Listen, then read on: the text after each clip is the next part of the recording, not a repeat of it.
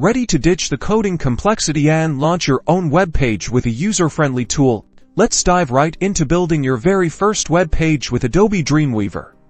First, open Dreamweaver and get familiar with the layout. You'll see a variety of panels. These are your design station. The important ones include the design view for your visual interface and the files panel where your website lives.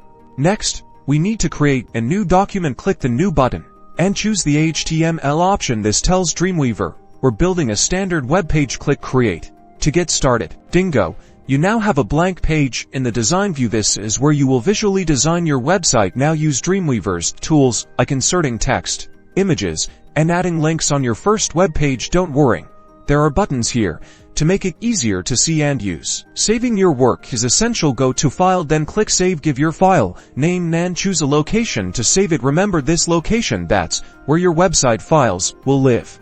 These are the essential steps in any website. Congratulations, with these steps, you have the foundation for your website. Now go forth and create. Remember to explore further to discover all of the other great functions that Dreamweaver has to offer. Don't stop learning and start creating.